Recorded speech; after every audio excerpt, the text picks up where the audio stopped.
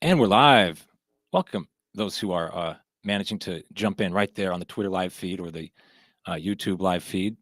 This was an unannounced show, so it's all live, baby.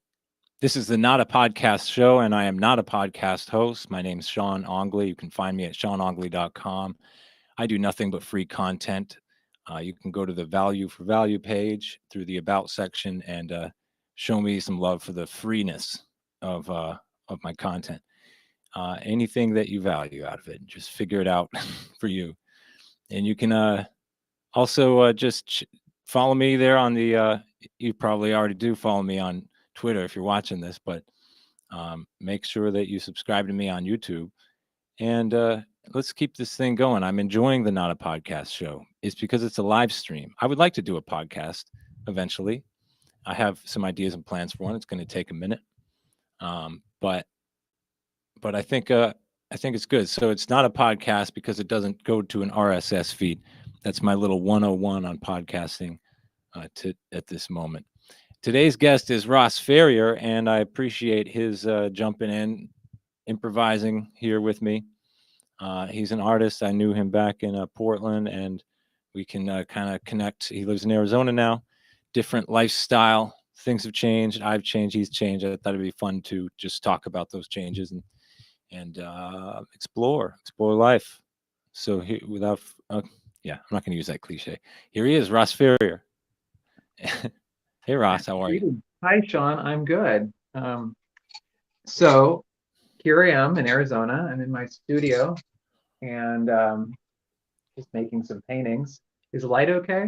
You can see It's good. good. It's lo-fi. All It's right. like it's good lo-fi. Gen Yeah. X style. I know, Jenna. It's my generation, and we're DIY. That's what we're I thought doing.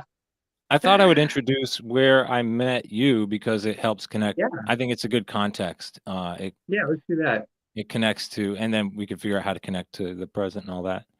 Um, Mhm. I was an engineer in training, you could say, on the Night of a Living Tongue podcast radio show on KBOO Yeah. Portland with Jennifer Robin, and you were a regular character in her lineup. I was Right. So that's performer. where we met. All I was an performer. engineer on the show, and I later, Yeah. from that sprungboard, did my own show called Unheard. So Okay. so that's that. So Hmm. what was life? I mean, we remember life in Portland. That was like 2006. It was so 2006. It It's was quite very different. 2006. Quite different life then and life now. And Jennifer and all of us, we've all gone on to do different things. Jennifer's not on the radio anymore, and she's Yeah, out doing open mic. she was pissed about that because Yeah, she was playing office politics in a nonprofit I radio know. station. We I said some wonder. bad things, I guess. We I said we were some not bad. very politically correct. Oh The yes, that group. show, her show was definitely, well, it was on that time that you could do anything. You could do Yeah, anything. You're totally protected by free speech and no cursing limitations. and people just didn't know what to think. I don't know the staff there in general, but yeah, really different. And no more show, no more. Yeah, Jennifer's in Portland. I'm here. Have you ever been to Arizona? It's an interesting place, Sean. I go all the time. My folks live there. Uh, Really? the, the guy who I took over Held Gear from, oh, I forgot to plug that, heldgear.com if you want to support my Okay. business. That's the yeah, he moved there also from Portland. Oh, Um, your parents, where do your parents live in Arizona? Tucson, Okay. That's and he lives close-ish. in Y. Do you know where Y is? I don't know where that is. You guys should hang out. Where's Is that like You're in in the middle of Jerome, right? nowhere? I'm in Jerome. Where is that? Now, Jerome is a fascinating place. It's right outside Sedona. It's in the mountains of outside Sedona. So from our deck, I can see all the way to Sedona, Hmm. um, like about 30 miles away. You're And close to Ash Sedona, Fork? no, Prescott, Okay, Cottonwood. but it's not No, that far. you just say Sedona. I'm close to Sedona. I'm I about was just 30 curious. miles outside Sedona. And I came here like out of the blue. Like I left Portland a year, a year ago, year and a half ago. I don't know. I started traveling, and then I kind of ended up here. I was not even I was not planning on moving here. I just kind of came here by circumstance, and then all these great things worked out, and now I'm living here. Um, but Right. yeah, I left Portland a couple of years ago. I think I started traveling over the whole COVID debacle, and Right. so I was You're an out and out, what they would call, do I dare say it, yeah. You could say whatever. I've been called so many things. anti-vaxxer. I'm an anti-vaxxer, yeah. And so I left Portland over that, and quite a few of us COVID refugees left Portland and came here in different places. And I just started meeting all these strange people. When I started finding all these people who didn't want to wear masks and get vaccines, and started meeting all these interesting people and traveling around. And then I was like, yeah, I don't want to be here in Portland. I hate this place. And I actually did want to leave for quite a while because of all the rain and just I knew everybody, and it was like unexciting. After a while, I just came back and I was like, oh my god, Portland! Like it, Hmm. it lost its magic even before COVID. Right. I left in 2018 on the like Yeah, 1st of January. Actually, we kind of screwed up and ended up leaving a little late, but that's yeah, the intention was literally the 1st of January. Bounce out of and that. So I was pretty over it. There's other. There's a. I don't need to get into that story, but I think we relate to that. And without just and so we don't just like glide over the topic because I think that we both have a lot of lefty friends and people who are just kind of Democrats and we and so it's been difficult for people to understand. I agree with your perspective. I don't want to take the punch. yeah, Um and I because it's YouTube, I try not to even talk about it, to be honest with you. yeah, But I don't want it. But I'm also not getting in the way of anyone else doing it. yeah. It's just, The fun. I don't like my civil liberties threatened and told that I have Yeah. to and stuff like that. Well, that's why I came here, Sean, because I felt really comfortable here. Arizona is it's a very progressive state without being, I don't know how to describe it. Like I was born in Portland. I've lived in the West Coast my whole life for the most part. I've traveled, but I would identify primarily as a West Coast person. Like California and Oregon, those are my places. But Me too. after after all the stuff started coming out with the whole pandemic, scamdemic, whatever you want to call it, Be careful. This I I don't wanna get a strike. okay. Cooties. After the cooties came out, Right. that's what my friend calls cooties. So after the Mhm. cooties came out, I was like really scared the first week. I was like wearing all sorts of protection and gloves, and I was freaked out. I was like, oh my god! And then I started looking at the actual data, and I was like, okay, so this is deadly at like 0.25% of 1%. Like, what the heck? Um, and then I I looked at statistics too. Like, heart disease is the number one killer, generally caused by the standard American diet. 30% of all deaths every year, heart disease. 30% annually, on average, heart disease. Right. What they're calling the cooties was like less than 1%. So I was like, this is totally nuts. And I just, it was really horrifying. Like, that's how I ended up here. Like, I wasn't planning on leaving. Like, I went through so many changes in the last 4 years, but I just started getting more and more overwhelmed and with the cooties and everyone's hysteria of the cooties. And I didn't like wearing and I didn't want to get so I just Right. started traveling and that's what I wanted to do. I took my unemployment, I started traveling, and I was going to all these places in the United States where everyone was not generally wearing that or that. And surprisingly, the numbers were really low and nobody cared. But came back to Portland and suddenly everyone's like, oh my God, it's the end of the world.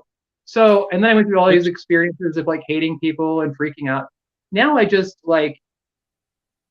don't really care that much. Like I'm in a place now where I feel safe, supportive, and most people here are on the same page. So, and it's fucking beautiful. So, in reality, is actually one of the greatest things that happened to me. Like it was so much inner work and freaking out and overwhelm and moving and I mean just panic. Uh, Right. but So I'll it tell brought you me what, here.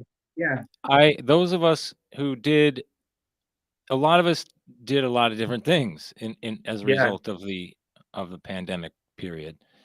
I had tenants. I watched my tenants um, go from functional alcoholism to full blown, go Oh from yeah, like hefty to fat, or like uh, you know, in school focused with purpose to full blown coke addiction, or maybe they came in like that and it took me a while to figure it out. I don't know, but yeah, I just saw that the hunkering down into your bedroom and getting into your own headspace and into these veneer worlds online, which yeah, I participate in a sense, doing this show and yeah, stuff like that. But also, how else are we going to talk?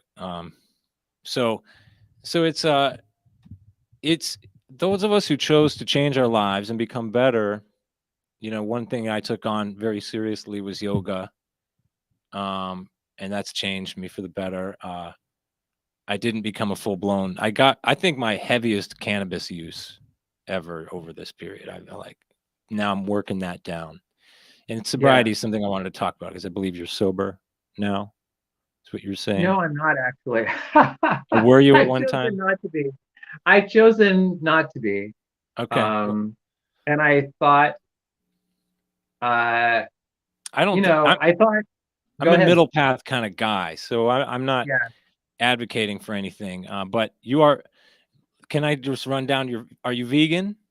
I'm vegan, Okay, but you're except sober, but you don't have a problem. except Did you used to have an addiction issue? no, no, no. I thought I did. Uh-huh. And you know, I don't, I don't know. It's, it is just, especially like in America, like people are so, what's the word? I don't know. We're so guilt ridden. Is that the word?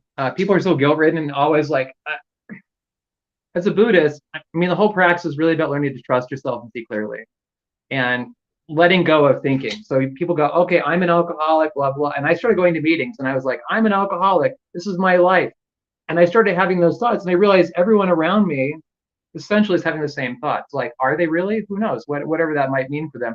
But just that kind of, I realized that did not apply to me after a while. I realized it's just a thought. Like, I'm not, I realized like I've never been an alcoholic. I've drank before. I've drank a lot in the past, but I've never been to the place where like I'm drinking all day or it's interfering with my life. Like I thought that I was. So I chose to be sober for a while, which, I am sober most of the time, but I decided now just to have beer and relax every once in a while. It's perfectly fine. Smoke some pot sometimes.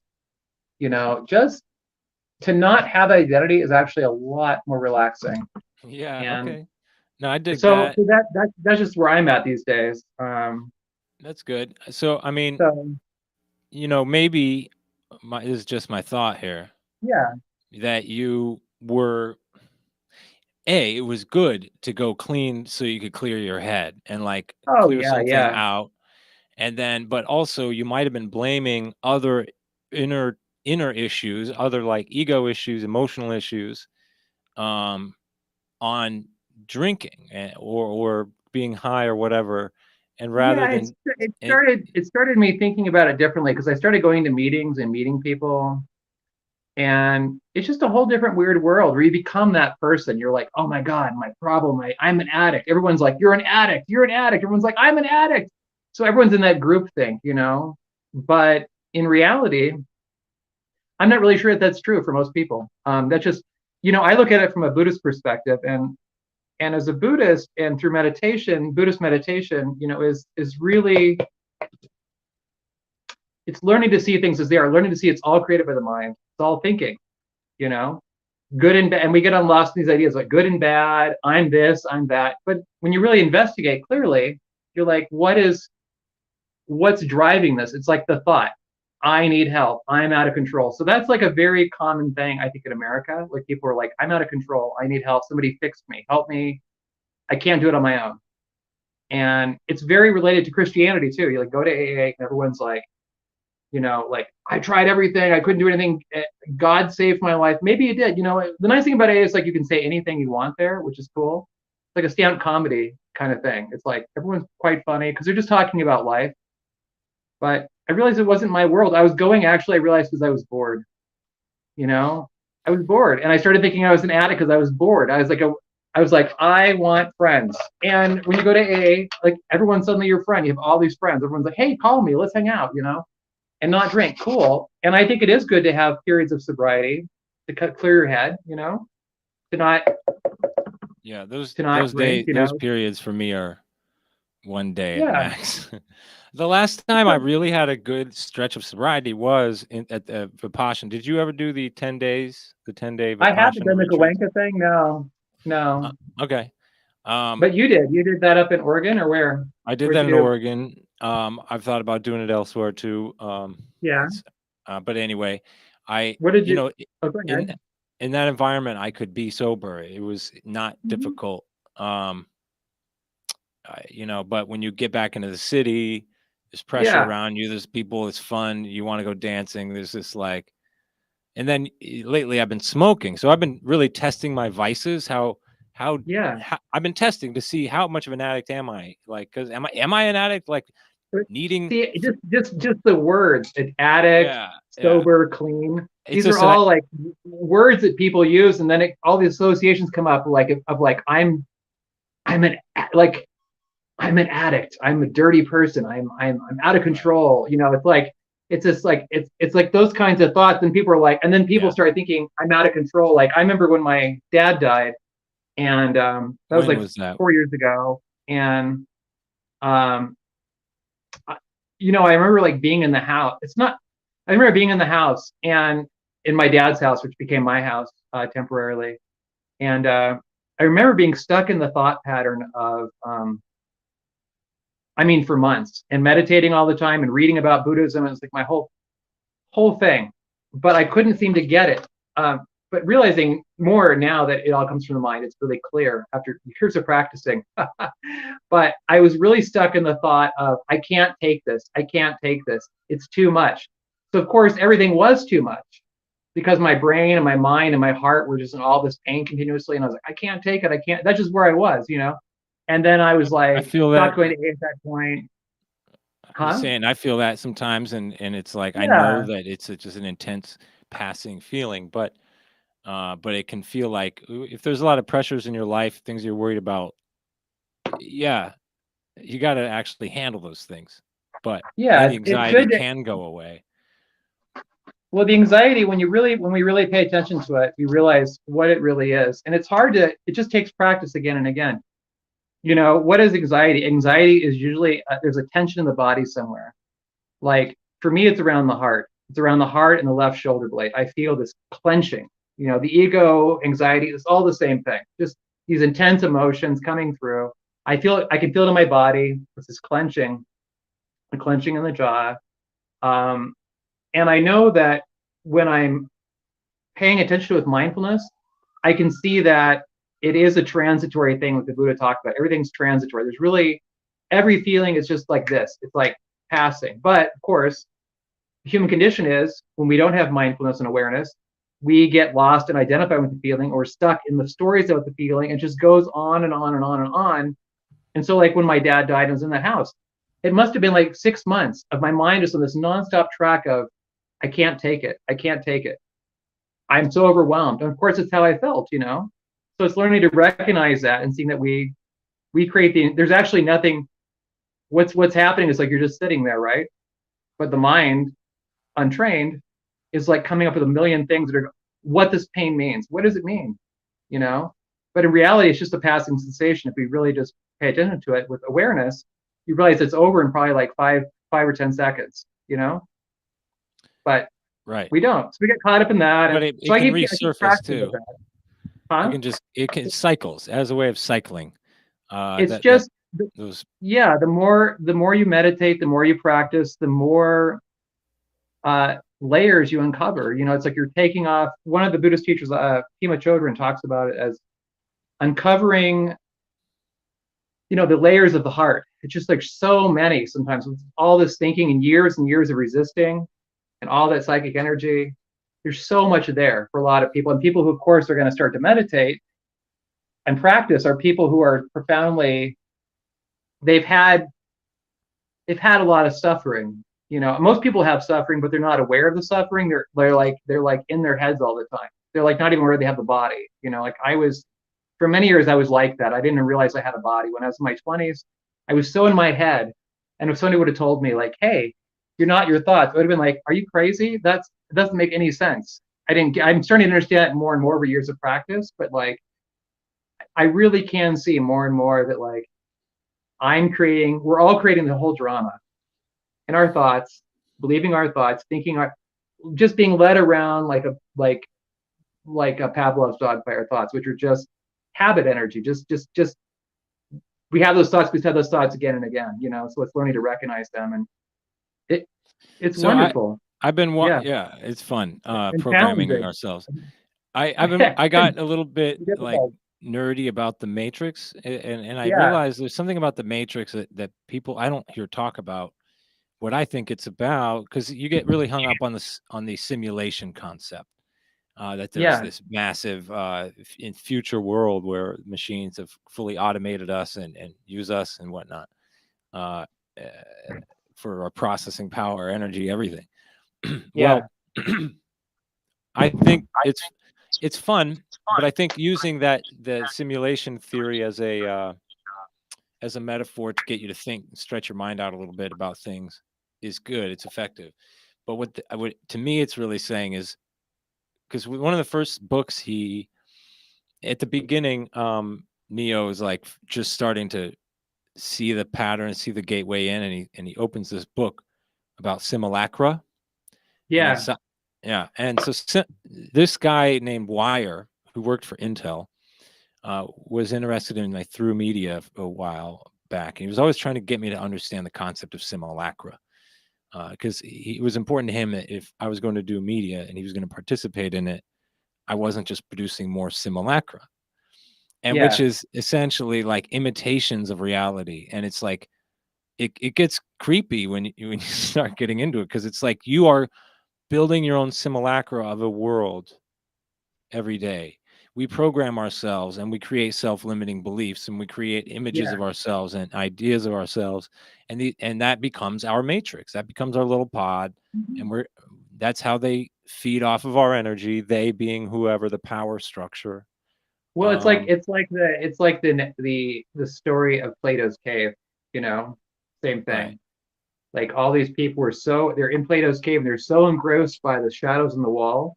They're sitting there facing the wall, but they don't realize that the shadows are coming from the light that's coming through the cave.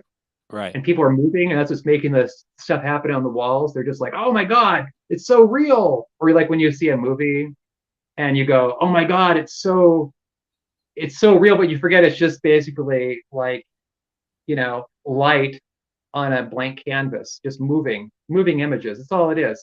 And so that's Yeah. just how the thinking mind is. The thinking mind is, most people, yes, we all live in a matrix of our own creation.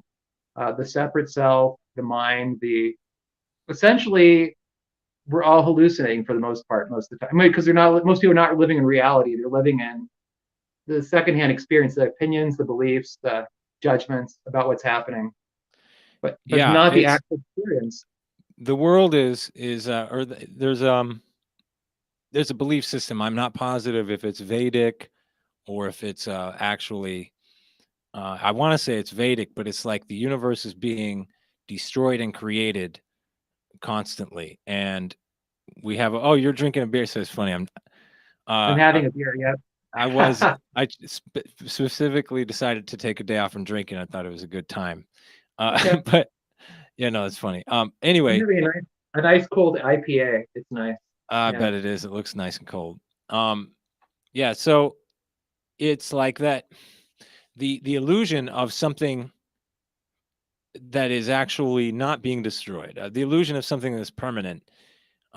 It's almost like the difference between a mystic and a scientist. The scientist I would say I interpret this as gets caught up in the illusion.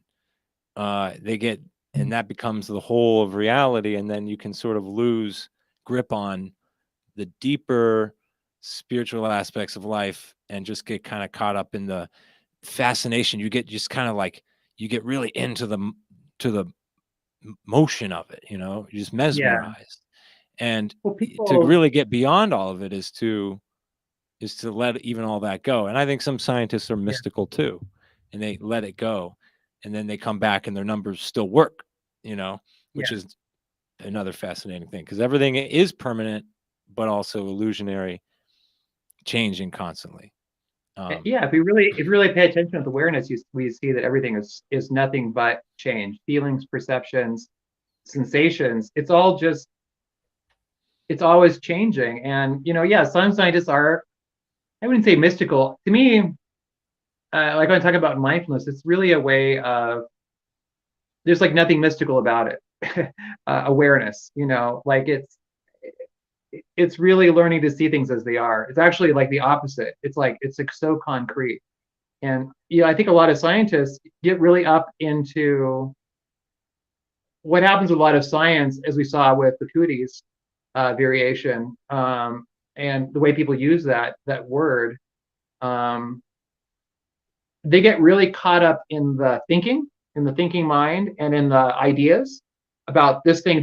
It's actually all just kind of experimental. It's actually these are just words people use, but actually the spiritual path is to learn to see things experientially for yourself. What's really happening? What is it? What's really going on? It's like, for instance, like that's why I left Portland over after the cooties came out. I wanted to see. I was reading the media, and I wanted to see experientially what was going on in the rest of the United States. What was the rest of the United States like? And everyone was telling me, "Oh my God, don't leave."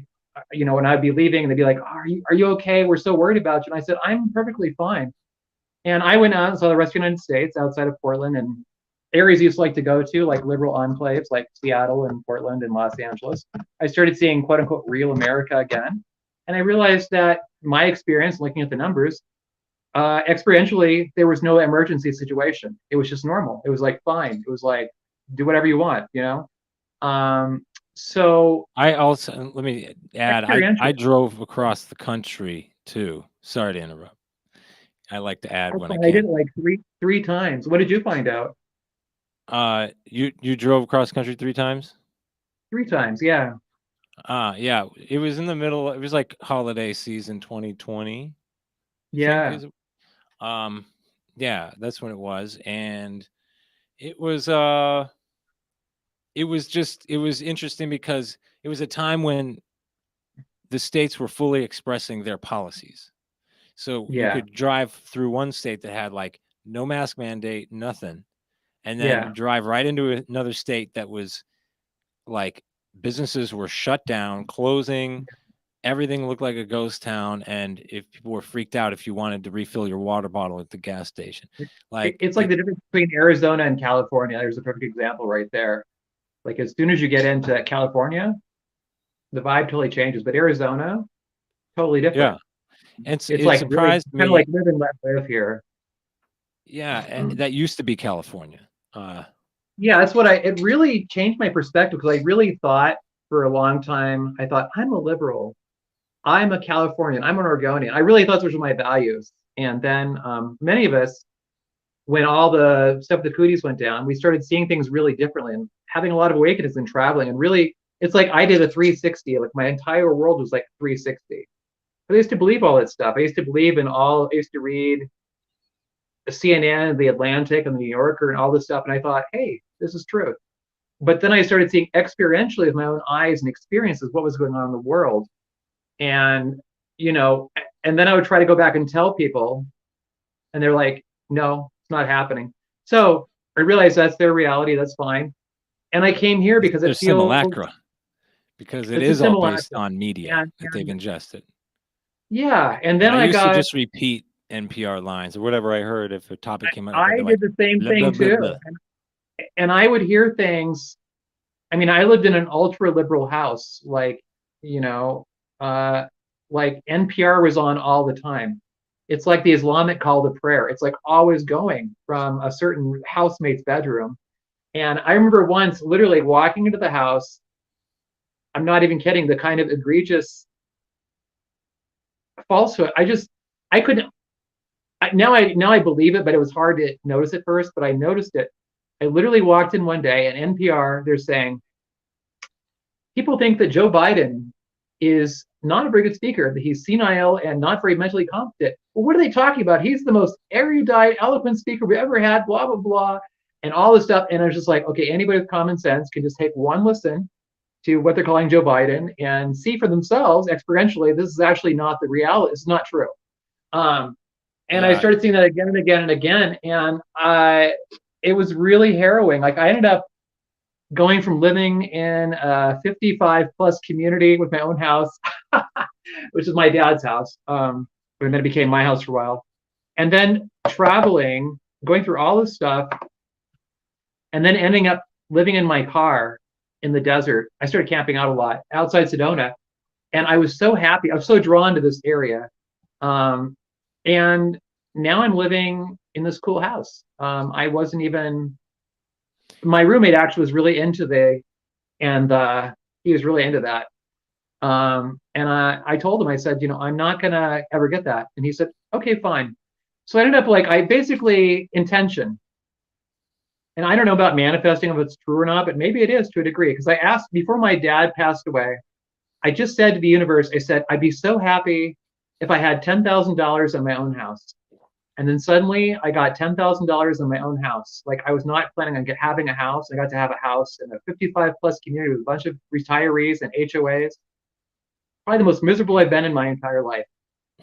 Before I'd always been really poor. I didn't, always lived like hand to mouth. The life of an artist. And then suddenly I had money. I had this house. I had all this stuff going on. This was before COVID.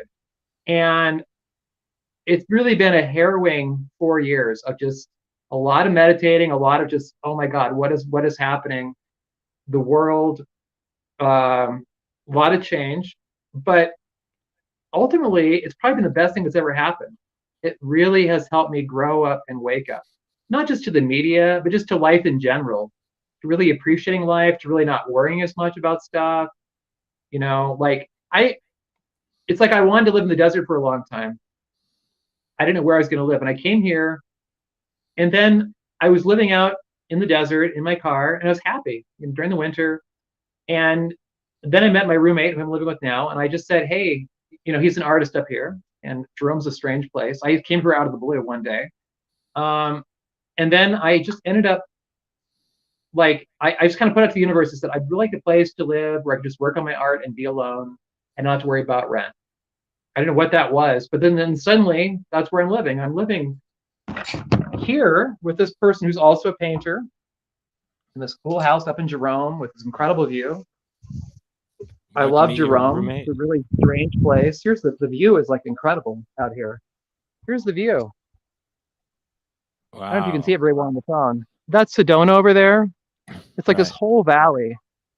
And Jerome is just this really weird place. It's like this old ghost town that was taken over by hippies in the 60s. 500 people live here. It's up in the mountains, overlooks the whole valley. It's just it's a town of really strange, interesting people. It's not. Arizona's got a few of those towns, and it's I love it, and it's inspired my art.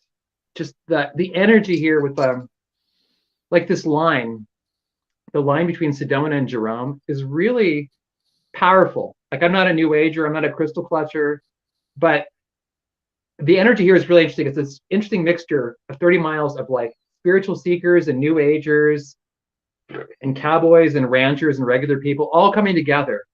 Burning Man, it's all this weird stuff happening on this 30-mile line, and it's like nothing else. And the desert's beautiful here. It's green. There's a river. It's just Sedona doesn't really appeal to me too much. It's Sedona seems really phony. But it's beautiful to look at. But Jerome, it's just a really interesting place. It's energetic. Right. I can't describe it. It's just inspired. How many hours? Inspiring. How many hours from? It's probably 6 hours to LA. About 6 hours to LA, yeah. maybe like 3 hours to Vegas. 4 hours to Vegas. Yeah, And I 2 hours, 3 hours to maybe an hour to Flagstaff, maybe 3 hours to an hour to Phoenix. Flagstaff. Yeah, I just love it here. Like I feel so if stuff gets really a lot worse, I know it's going to be okay here for the most part because most people here are on the same page as I am, essentially. Not like just like live and let live. And It's you not. have some resources and stuff. I I have get some nervous being in resources. Philadelphia. We're all sitting ducks here. It's not a lot of room to grow our own Yeah. foods or do things like that. It's just The great thing about the desert is there's a lot of space. Like I understand why people go to the desert and have spiritual experiences. Like I get it now. Like the the space which we didn't have in the Northwest is really freeing for the mind. It's like really, I just as an artist, it's probably been the most inspiring place I've lived with my paintings and stuff. Like I can't really describe it except through painting. It's just uh it's like surreal. I don't know how to describe it. It's just the energy here is really you can just spread out. It's not like Portland where it's all, you know, trees and rain and people and cities in general. I can't really be in cities anymore. Like cities really stress me out. I know. I love cities. I love I'm learning how to love Philadelphia. It's Yeah. it has a lot to do with just finding some really sweet people and great projects that people are up to. Why Um why did you choose Philadelphia?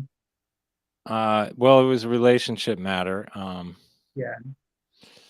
Um at the time I was engaged and Really? sh yeah, um I was not ready to leave Portland, but I was definitely tired of what it was becoming, and Yeah. I didn't want to. I mean, I wanted. Excuse me. I was willing to make the change. She didn't want to be so far away from family anymore. I wanted to just take the opportunity to get on the East Coast. Was Um, she from Portland? no, neither of us are from Portland. I'm a Where West are you from? Coaster, California. Uh, Yeah. she's she's from the New York. She's from New York State, and she's got family basically with on either side of Philly, kind of. Oh, nice. And I got Yeah. heritage in Pennsylvania, but Western Pennsylvania, so it's not the Yeah. same.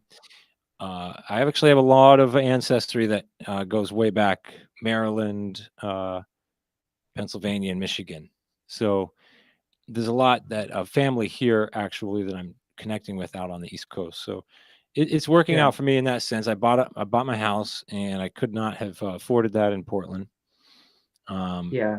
And I find that even though it's a big liberal city, there's actually a lot of tolerance for diversity of perspective. People tend to be polite, not talk too much about politics, to be honest, because Yeah. I think people understand that the views people actually have more individual views in Philly than they do just.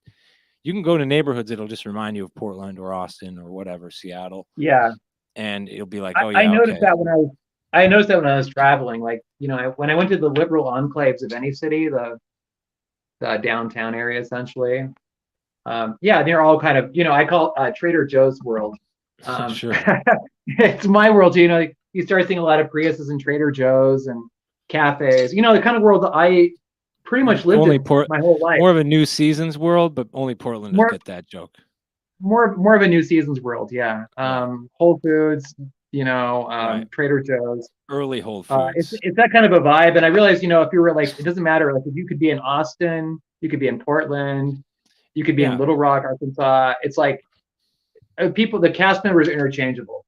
Even Phoenix is like yeah, that to a degree. yeah, Um, yeah. but Tucson has and its parts, but oh, Tucson definitely has this parts. Jerome has actually a lot of. There are actually quite a lot of Portland refugees up here in Jerome and this area in general because yeah, the whole cootie thing was actually good because I got so tired of living. Well, I just grew up there. I mean, a lot of my life, and I lived in the same house for I don't know, 15 years. I had really great rent, but I was just really, I hated being there. Like I needed to change. I Let's needed somebody talk to kick me in about the ass. And so let's that's talk what about those are what my was 10 years. great. Let's talk Yeah. about what was great. Like, let's go back to the radio time and what was life You, like back then? it was Because really fun, Sean. yes, it It was. was fun hanging out with Jennifer and the radio and going to Where did you cable every go? Thursday night. And Where did you go? What bands were you seeing? we didn't. Jennifer and I are both recluses, essentially. We look really exciting to people. People are like, oh my God, he's so interesting and exciting. You must have a lot of friends. It's like, no, pretty much Jennifer and I would just hang out together all the time with just each Right. other. And then we became not such good friends. We had some disagreement over something. I can't remember what it was. We just drifted apart over time, you know? That's how it is. And then I got angry about it. And now I've just accepted it. I'm just like, that's how it is, you know? And I see Jennifer on Facebook. And I think, cool, you know, Jennifer's having all these shows and stuff and going out and having fun. I'm That's having good. fun. We're doing our Um, own thing. You know, we're not in Portland anymore. I'm not in Portland. so She is. I mean, you must have been out at bars and whatnot. I mean, you I weren't go to just gay bars occasionally, but most of where? my Yeah, life were I'm you at pretty boring. Porky's? Did you go to No, Porky's? no. I go to like the Silverado. Okay, I go to the that's Silverado, which is a gay bar in Portland, that's in the Pearl. It's on Everett, right? Everett Street. Yeah, I go to Silverado, and then I go. You know, most of my life I've just spent staring at people and walking around and riding my bike and observing and Just making walking art. around Powell's. Yeah, that was like my favorite thing about Portland actually was going to Pals. Like go to Yeah, Pals and read for hours, you know, just sit there and read. There's nothing else like Pals. And that's like one of the things I it really is miss a about great Portland. thing. Yeah. There's nothing else like Pals. Like that's one of the reasons I There moved was to a Portland lot of was things actually in Portland that were there. Just there's nothing competing that I've found, like yeah. Powell's, like New Seasons. To be honest with you, like, I love it, going to new seasons. yeah, Portland's a really cool place. You know, it has a lot of cool positive things, but I realize, you know, I'm on the autism spectrum, so I really like I have yeah. like a You're sure that's routine. a So like thought, I'm really happy like doing the same. I can eat the same food every day. I'm totally happy. Like I'm happy going to the same two places every day. Like that's to me is like perfectly fine. Just making art, going to Pals, and going to news. Like I go to New Seasons like every 2 or 3 days with my food stamps, and literally I would get the same fucking thing. I get beans and rice because it's like $1 at New Seasons, and I eat it, and I'd be happy. And then I go to Pals. That was like it for me. Really, I have like low expectations. Like I'm not hanging out with a bunch of people. I'm just hanging out with my dogs, going to New Seasons with Pals, but and same thing okay. here. It's like I'm You like had, doing the same thing here. but I'm people just were I was like, definitely hey, more fun back then, right? There was yeah, not so much a hang up. I don't remember getting into so many virtue signaling contests. I don't remember no, having it's so many gotten conformities about what I was supposed to believe. If I it's got into a gotten conspiracy theory, people thought it was interesting and they listened. it's Now, gotten really politicized, Portland, which is actually the whole Cootie thing was a great reason to leave because even before Cooties happened, I just feeling so overwhelmed with how PC everything was, you know, and like aggressively so. And I don't know, the whole Cooties thing really opened my eyes, and I was like, okay, time to leave. And I realized when I got outside of Portland, I felt so much better. I was so much happier. I met all these sorts of people. And then I'd come back and I'd be like, just walk around and like everyone's wearing you know, and even voluntary people are still doing it here to a degree, but you rarely see a covering on the face. right. Um, it's pretty rare. Whereas in I think Portland, I mask see is pretty people. safe. This Mask mask is is safe pretty here. safe. Here.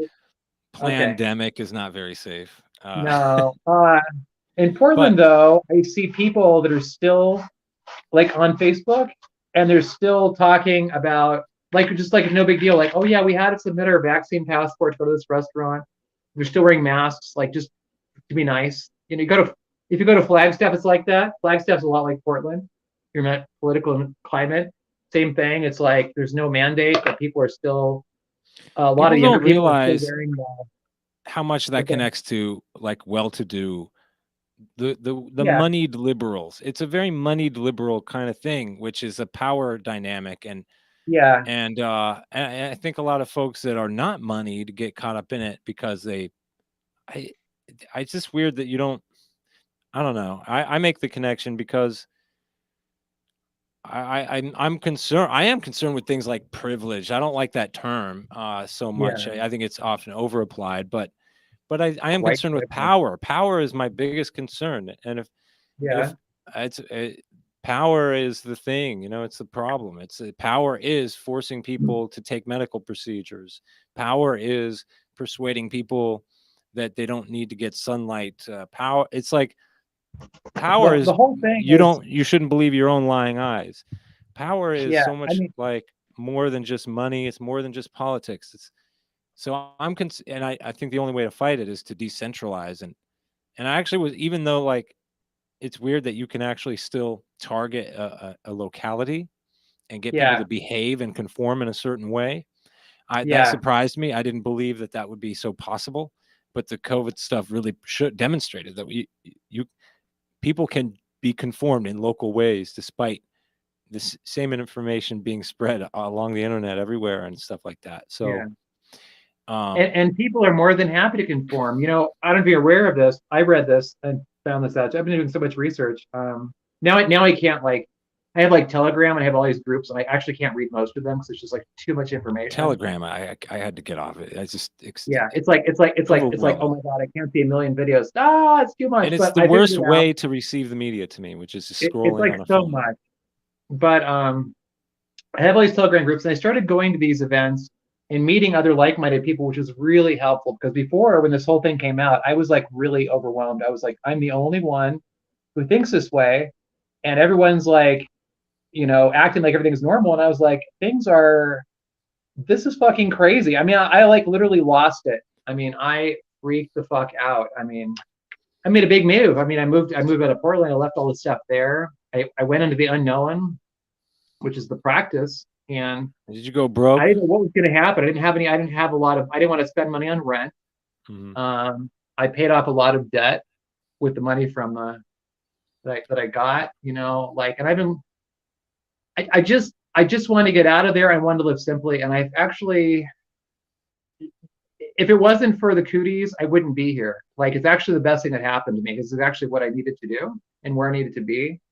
And now, yeah, I Right. wouldn't have chosen it consciously. I would have still been at Portland complaining about my life, like, oh, I'm so unhappy and blah blah blah, and I've got a Trader just down the street, and I'm so miserable. I'd like to leave, but it's so comfortable, and it really is comfortable in a lot of ways. I mean, it You know, was, but I left a very good situation in Portland myself. Like I had yeah, I was sharing an apartment. We were sharing an apartment. We just had a little bedroom, but my rent was $400 a month.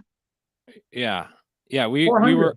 yeah, I think our bedroom to combined to get we were sharing it, splitting it was something like 500 and then we That's not rented a bad. studio at 14th and Gleason Yeah, and a studio space. It was nice and spacious, and that was only like 600. So we were combined splitting like you're 800, doing okay. something like, oh God, what did it add up? What does that add up to? It was, I don't think it added up to 1,000 You were somehow. doing good.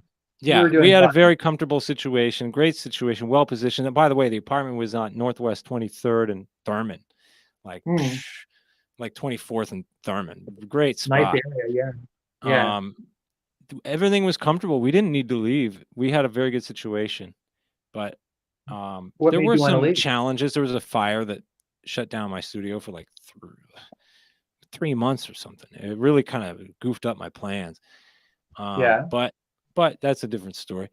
Um, I think there maybe it was like a sign. It was I don't know. It just felt like it was time to go, even yeah, despite having a lot of advantages. And I think that that was a good move because if we're I despite being comfortable, took the initiative and we did it. And Philadelphia has been challenging, but I've learned a lot. I'm a better person. And I think that yeah.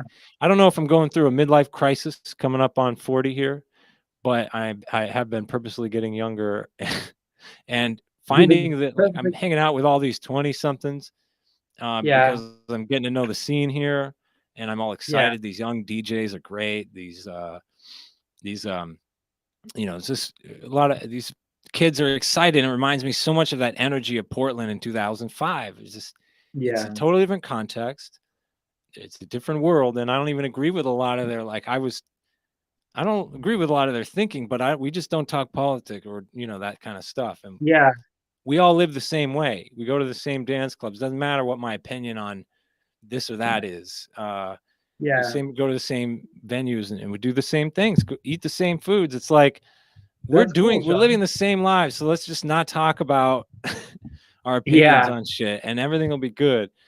And that's how it is. And then I get to hang out with all these exciting young people that are like just having a great mind-blowing experience with their lives, like I did when I moved to Portland way back. yeah. I But remember when I first got there, it was really. I lived there for 20 years, and when I first got there, I was in my 20s. I'm 50 now, and I feel like a giant kid yeah, compared to like with. It's funny because every time I thought I was 50, when I was younger, I thought, oh my god, my life is over. I'm gonna like lose all my hair. Uh, I'm just gonna be like, I'm gonna look like basically the cartoon version of Dilbert. I'm gonna look like Dilbert, the cartoon. how is your That's what hair doing? How's I'm that doing look? great. I got all my hair. Oh, Yeah, I'm good. doing Oh, good. good. Me too. And I get to dress the way I dress and just be me. And yeah, getting older is cool. But Right. I Yeah, it's also not hang so out with bad. younger people too. And it's funny because at one level, it's like I feel like I'm definitely a middle-aged guy. At the same time, it's like I'm not. I'm just me. And my roommate, he's 70. He's been a working artist his whole life. Our styles are quite different, but it's like I've met all these people who are older that are like in their 80s and 90s, and they're still like teenagers. So it gives me hope. And I'm like, oh, like my roommate, he's like, I'm 70 going on puerile. He's like 70, but he's not like he's 70. He's like a gigantic weird child because he's an artist. He's been a painter most of his life and an artist. So he hasn't like aged like regular people. He hasn't like aged like a life insurance salesman or something. The way it's funny, like when I was in my 20s, I used to work at the Better Business Bureau in San Francisco. And I felt so old then. When I was like 22, 23, I felt like I was like 50. I'd go to work every day in a suit and tie in the financial district every day. And then I just kind of dropped out when I was like 25. I just bought a van and started traveling.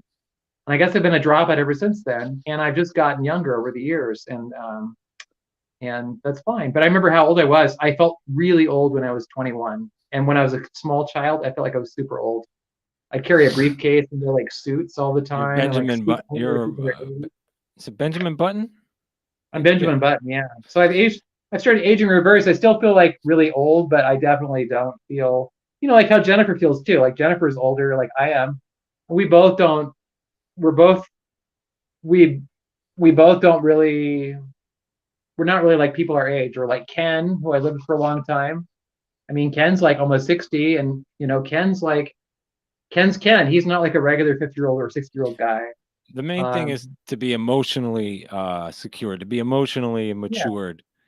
Uh, if you're not that, then if you don't have that maturity, then you got problems. It's a difference.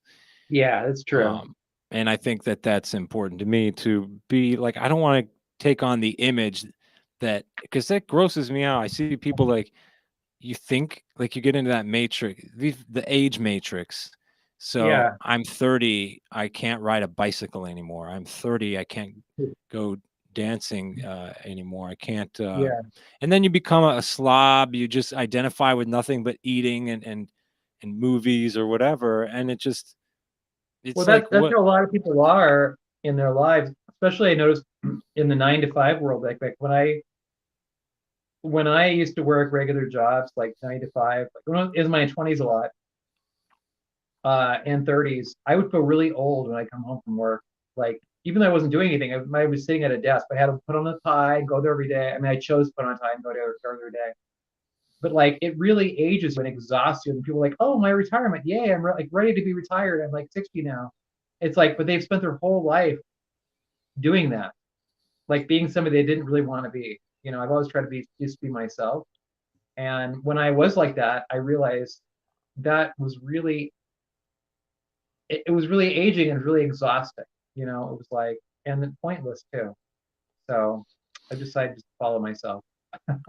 I wanted to talk about veganism a little bit Yeah. before. I want to make sure we touch that. I I'm not a vegan, but I have the vegan brand, and Oh my God, you better be vegan or else I can't talk to you, Sean. I So know go ahead. that's what happened. I jumped on a And let me tell you podcast. about why you should be vegan. No, I'm not going to tell you why you should be vegan, but Well, go ahead. Yeah. why do you? What I wanted to ask is because I think it's important to understand. I mean, there's advantages to the vegan product that I sell. I think it's better than most leather, but Yeah. um, but it's not as good as all. It's not as good as a full real piece of leather, and I'm willing to admit that. But Yeah. like, there's advantage and disadvantages similar to being a vegan. Why? What are your advantages? Why do you do it? Well, What's important to you? I'm a vegan, number one for health, because I had a big health scare like 4 years ago. I was raised vegan and vegetarian most of my life, but I was vegetarian. I ate meat here and there. But I had a big health scare. When I turned 45, I had high blood pressure and high cholesterol. And I was about hmm, probably 50 pounds heavier. I look like an average middle-aged man. That's how I look. People are like, you look healthy.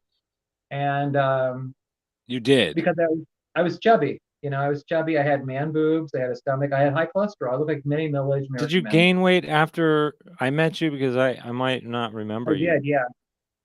I Um, don't remember that and phase. then I went vegan and whole food plant-based, not vegan, not vegan junk food. I started eating a whole food plant-based diet. Yeah. Do you eat Beyond Meat? No, I don't eat any of that stuff. I eat basically like fruits and vegetables and whole grains. That's what I live on. Starches, potatoes, rice, corn and beans, things like that. Kale, broccoli. Um, Is your housemate no vegan? oil. No, he's not. He's becoming more vegan, which is cool. Yeah, it rubs But I off started because there's a lot of good food. adopting that lifestyle, and suddenly all the weight came off. The numbers went back down to like perfect numbers. No effort at all. No exercise. I mean, I'm still like trim and healthy, and I don't have to like work out all the time, which is like perfect. I can eat whatever I want, which is healthy food, of course. I don't eat like processed garbage. I just eat like mostly just basically a whole food plant-based diet. Just no oil, no processed foods. That's it. And so I No realized how easy it oil, was. no No oil, oil. Yeah, oil is not even olive fattening. oil. No, bad for your skin, not healthy. 120 calories per teaspoonful. And as you get older, which you're only 40, you're getting to be 40. As you get to be 40, 45, 50, you look healthy for now, but if you eat a lot of greasy food, it starts adding up on you. It starts building up. Like potatoes are a great food, but when you add oiled potatoes, they become fattening. Like potato chips will make you fat. A potato will not make you fat, with just like no butter on it or cheese. I So when I realized how I easy that soak was, I soak everything in oil, and I am yeah, down to my like lowest weight, and yet I also have like abs and yeah. and But arms. you're younger though too, and you move around a lot of that. Well, yeah, I mean, I do Yeah. practice things. Yeah, I don't Um, really exercise very much at all. I just walk around my dogs and like I'm 50. So, the you no know, oil is interesting because I've heard yeah. a lot. There's so much talk about good oils versus bad oils, That's and the mainstream media. The media tells you that oils are great. They're sponsored by the oil industry, but oil itself is pure fat, no fiber, and mm, 120 calories per teaspoon. So I don't like going to the gym and working out a so lot. interesting. I could eat a whole oily diet, which feels gross, but I don't want to like run constantly. I just want to like basically just eat and relax and make my pains and not be fat and in bad health. I don't want to worry about those things, and I don't like to taste oil. Really, we don't really Interesting, need it. It's not. fascinating. It just makes people. It adds there when you have like a whole food diet, a whole food plant-based diet, you have fiber. So the fiber is basically not very calorie dense, so all the nutrients. And when you have the oil, there's no fiber, so your body absorbs it really quickly. Before I get to be like 40, I never worried about the kind of stuff. I ate whatever I wanted, mostly vegetarian, high fat diet. I was trim. After 40, the weight started coming on really easy. And I'm not a fan of dieting. I'm not a fan of exercising. I don't want to ever go to the gym again.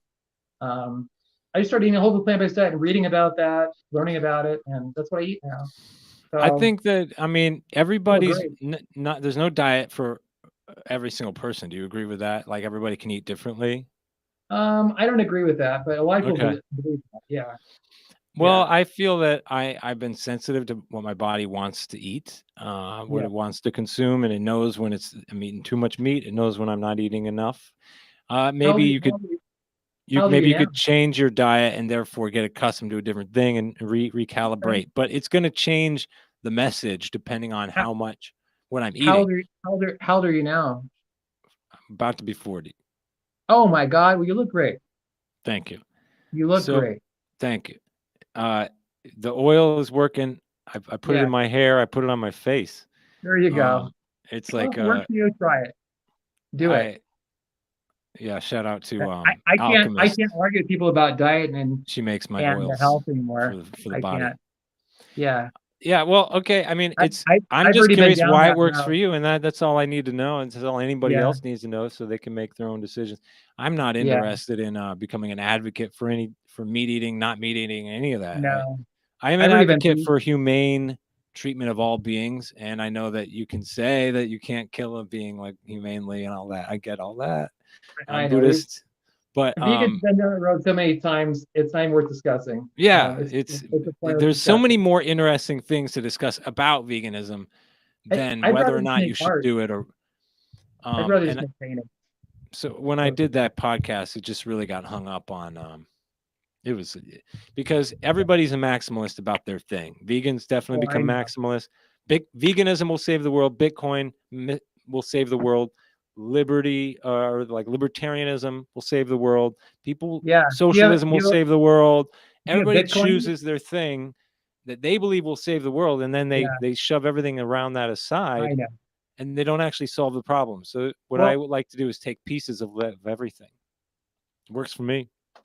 Works what for my what the life. Buddha talked about is the same thing. It's just, we're all suffering because we have these opinions. We have this thinking, Yeah. and we think that we're right, and that's the human condition. And the way to not suffer is to let go of the opinions. Just realize, you know what? People are people ultimately. Because I went through the whole thing of like arguing with people and going to slaughterhouses and going to rodeos, and when I became vegan like 6 years ago, and suffering, causing so much suffering, and try posting all this stuff about veganism on Facebook constantly, and like, why aren't people vegan? And that's just something a lot of vegans go through. But realizing how painful that was, how pointless that was, which is great. And then I realized, you know what? What can I do? I can just live my life. I know it works for me. I don't see any reason to ever put animal products in my body again. I feel so good. Simple. I don't know. Just makes sense, you know. Other people, they don't get that. That's not them, so it's fine. And eventually, everyone's going to die anyway. So really, who cares? You know, everyone's going to die of something. I just choose not to. I don't know. I just like living. I just enjoy living this way. And with yeah, you're talking about Bitcoin and libertarianism. Last like 2 or 3 years, I've been hang. I didn't even know what a libertarian was, and I've been hanging out with libertarians and you know, like meeting all these people like into cryptocurrency, which seems really weird to me. I don't really. I don't know. The whole thing. It's like seems like such a good idea, but it just seems like so. I don't know. It's like a Ponzi. I know the Federal Reserve is a Ponzi scheme too. I used to be like a Democrat, and then I was a Republican, and then I realized the whole thing's just theater. And then I was like, I'm a libertarian. I was like, no, I'm not. I'm just me. I'm like a Yeah, hybrid of yeah, kind of all these different things. I'm like a yeah. little bit socialist, a little When bit was your democratic, a little bit Republican? anarchist, a little. I mean, I just have my own opinions. I don't even want to know Um, when your Republican fave was. yeah, Uh, I got I into Trump for a while. I got into voting for Trump. I after uh, Biden, I was like, I'm a Trump supporter, and you know, I like the Trump supporters are cool because generally, they I don't know the Trump supporters because they didn't most of them did not want the or get the you know. So I was like, okay, these are my people. But then I realized right. that was like ridiculous too. It's like the whole thing. It's like what slave master do I want? Do I want Trump or Biden? I don't want any of them. I'm not Right. interested in any of the whole system. And I Then started you learning are about how ultimately an anarchist, which is what I'm basically everybody in Portland was back in 2005. you You know don't allow yourself to be ruled. That's what anarchism truly is. it it seemed like that, Sean, but it seemed like more like a fashion kind of anarchy kind of Well, thing. You know, we yeah, saw it with the cooties when the cooties came out. It really started. yeah. I'm saying You really before, like when there was actually worker-owned co-ops on in every neighborhood, and when there was actually like artists owning the small businesses rather than big banks well, funding them. It but was a that's how very it is different time. everywhere. That's how it Yeah, is, but and it was that's different. It was very it's different. going to happen in your neighborhood soon. It's just gentrification. Well, You're moving in, the houses, now as a rents are cheap. homeowner, I'm okay with that. I Yeah, want to be able to yeah. go to a coffee shop down the street. Right now, I got like crazy Dominican bars that are not safe for me to just go cruise in. Well, things are It's a different. yeah, it's a different Things are place. different. I went there. I went there back when I had a girlfriend. Yes, I had a girlfriend. Oh I had wow, several back in the early 20s because um, I knew I was gay, but I just wanted to have sex with women or somebody because I was just like, there was like no one around. I couldn't stand anybody. So I got this girlfriend who was actually from Philadelphia when I lived in San Francisco. And I visited Philadelphia in this place called Bernathen. You ever heard of that? Bernathen? You know where that Bernathen. is? Yeah, Bernathen. It's near Philadelphia. Okay, And I was out in the what? suburbs, and Bernathen's this weird place. There's this Gothic cathedral in the middle of the forest out there, and it's like the whole town revolves around what is called the Swedenborg religion. So Emanuel Swedenborg, he was a Swedish philosopher and religious. What was he like? I don't know how to describe him. Emanuel Swedenborg. You read about him. He was a philosopher and a religious uh, leader. And so in Bernathen, everyone, it's in the middle of the forest outside of Philadelphia. Everyone that turns 21 that's related to that family, because it's like incestual. The whole family is part of that church. So people who are part of that family in that church, when they become 21, they all inherit $1 million. And interesting what happens because we're all out there, like a lot of them are just partying down. They're just like 21. I mean, you give a 21-year-old $1 million, it's like that's just what happens. And so I That's saw that wow. out there, and um, that was my experience in Philadelphia. As like coming there, going to Burnout, and going to New Hope, where Ween is from or was from, Oh really? Van Ween. Um, it's a weird area. It was really cold. I was in the middle of the winter. I came from San Francisco in the winter to Philadelphia, and I'd never experienced that before. It was like really extreme cold, as you know, during the winter, not like the West Coast. Not always. It's not. It's actually can be pretty mild in my opinion. If you're from And Portland, it's really pretty similar. yeah, things have changed too now because it's like hipper now because of the internet and all this stuff that like people didn't do when I was younger. Like, back in the day, back when I was younger, you actually had to go to record stores and read magazines and talk to people to find out about cool music. Like you had to research. It wasn't just, there was no Spotify, there was no cell phones. Like you had to really Well, no, it's actually you find have to things. research harder now because there Yeah, isn't those things. You used to walk into a town or just and grab the weekly magazine and you could figure out what show you wanted to go to. Way harder yeah. now. Way harder now. You have to know It's a lot which more options Instagram to now. follow. There's not a magazine Yeah, like that. And so you have to it's get into the exhausting. scene, and the scene is only following it on their stories, and the stories don't even Yeah, publish an address half the time. It's just no, ridiculous. It's gotten it way ridiculous. Uh, it's I would love to silly. bring back the old weekly magazine and things like that, resources that tie it together and make it simple. I But remember being there in the by the way, we're over the hour and I always end the show, so I don't intend to keep talking. oh, Um, that's fine, Sean. what I wanted to do, yeah, Yeah, it's a rule that I have with the show. that's Hour okay. max, and I told you that. Um, Yeah. but so I want to wind it down, and I wanted to share your art here before. I think we were just chatting. So, is there anything you felt like you needed to Oh, resolve? no, I think I'm fine. I just Okay, resolve it good. through painting. Yeah, I'm a painter. That's what I do. So I just resolve it through art. I've Yeah, been painting as you've been talking. let me. I've been Uh, painting this. oh, look at that. Yeah, look at that. This is my studio. This is the dining room.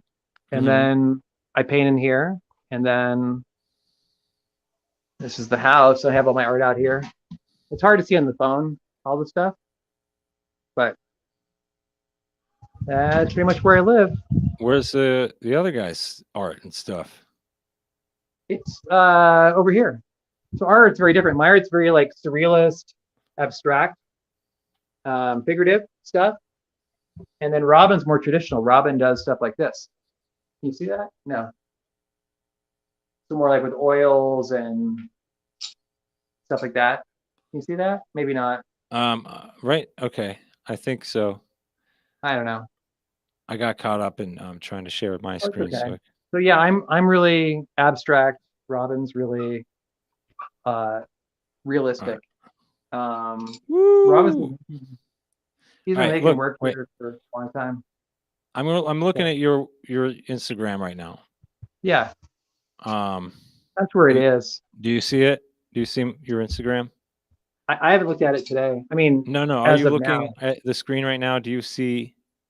Because I'm sharing my screen. I want to make sure you see what everybody sees what I'm seeing. Oh no, I'm You on just see Instagram me. now, I guess.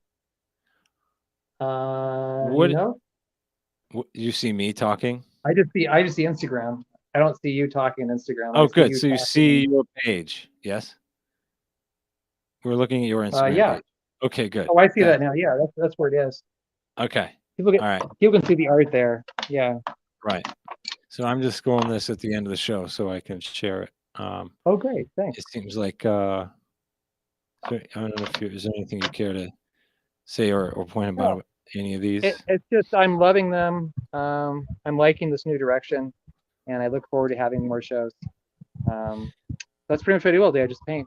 That's Yeah, what I it do. seems you're just it's a process. You Yeah. I don't it doesn't look like something that's overthought. It looks pretty well improvised, intentional but improvised. Am I Actually, a lot of describing that? paintings they're probably like 30 or 40 paintings, and they're like all these different layers. Because I'll just go Mm-hmm. back and work with them again and again. But Right. I don't know. They're all painting. They're all as part of this mystery. It's starting to come together more, which is nice. I actually gave up painting I like during the the color. cootie scare. I got really depressed about painting, and I just stopped painting for 2 years. And I just sat and just meditated. And then I decided I needed to paint again, so I started Mm-hmm. painting. And I have a place Uh, where I can do that, so it's cool. That's where I am, painting in Jerome. And if you're ever here, you might want to see Jerome sometime. It's a really interesting, beautiful, cool I place. It's will. about 2 hours from Tucson, I think. More than 3 hours. yeah. Yeah. I don't really like Tucson. I don't really like Phoenix. I really don't like most of Arizona, actually. I just like it here. Um, That this works. area in particular, the Verde Valley, just the mixture of people and energy is really cool. And this view, like I said, like that view is just, I mean, I can see that every day. It's fucking Shadow incredible. has cast since you last shared that with us. Is that the other side? Or is that the same That's side? Sedona over there, Right, same and then side that's we the looked at mountain over before. here. Yeah, the shadows Yeah, have come down, it's hard to a see. lot more. So anyway, thanks for contacting me. I'm gonna go to the dog park. Okay, thank you for being here. I So enjoyed reminiscing and exploring these yeah, issues, and me too. it's yeah, some of us have landed in a certain kind of space after all this, and you and I have, Yeah, and so it's come here, sweet pea. And other people have stayed in the same place. Like my right, housemate in Portland, right. Ken. I don't think he thinks anything has happened. I don't think anything weird has happened at all. Like a lot of people I know in Portland, they think there's nothing weird's happened. Like everything's just like, oh, there's this really scary, big, serious thing, and then Biden came in and helped everybody, and the world's great. What are you talking about? I mean, that's how Yeah. many people are that I left in Portland, and they're like, that's crazy. I've started hanging out with like all these, yeah, like going to libertarian festivals periodically and meeting all these cryptocurrency people. Uh-huh. Just this whole different world. You just I don't even explored. You understand really got half of it. into it. You really got into who am I'm I? really exploring. I Yeah, am I'm too. I don't exploring get who too am I. deep. I know I'm never. I've made some libertarian friends. I'm still making my progressive friends as usual. Yeah, If anything, I should be offended all the time because somebody's always talking shit on one of my friends. It's either there's like yeah. it's like I don't know what to say. It's like you guys, but I don't get too offended. I think that I don't know. I really do believe in everybody needs to go through their process. Sometimes you Yeah, need to be freaky. Sometimes you find Jesus. Sometimes you yeah. find a different way. But it's kind of all goes the same place. It's what I really believe that the path I of ascension is essentially one toward one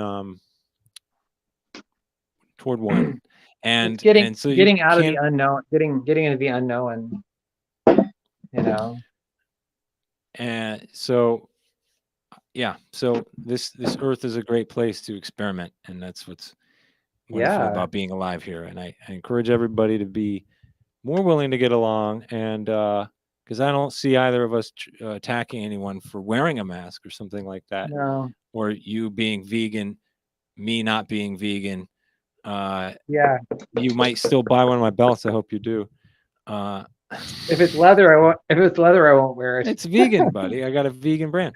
I don't wear belts, though, Sean. I understand. That's fine. I wear That's fine. yoga pants. The point and, is, and I'm not I'm gonna gonna wear make belts. yoga pants eventually.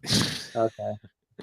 We'll You don't see. need a belt for yoga Actually, pants. what I really want to make is yoga mats, but I shouldn't talk about that. Yeah. All right, I gotta get going, man. With this All right, podcast, Sean. this not a podcast, is meant to only last an hour, so I'm going to stick to that. That's my rule. All right. Nice We can talking to do it you. again Thanks for listening, sometime. whoever's listening. Yeah. Thanks. Yeah, indeed. Good talking All to you right. too. I guess I'll We'll take see you you off the later. stream and say bye. Okay. Bye. Bye bye. Thanks again to Ross Farrier for being here. Find him on Instagram as Ross Farrier. Find him wherever he wants to be. Just go hunt him down in Jerome, Arizona. Just chat him up. So that's it. I appreciate everybody for tuning into this later. I don't think there was too many people that jumped in on the live feed, but hopefully somebody's getting some value out of. Hopefully you are, the person who's watching me right now, are getting some value out of that conversation, and that's it. So come on back next time. I don't know when it'll be. It's a irregular show. It's just how it is. I love you. Be happy.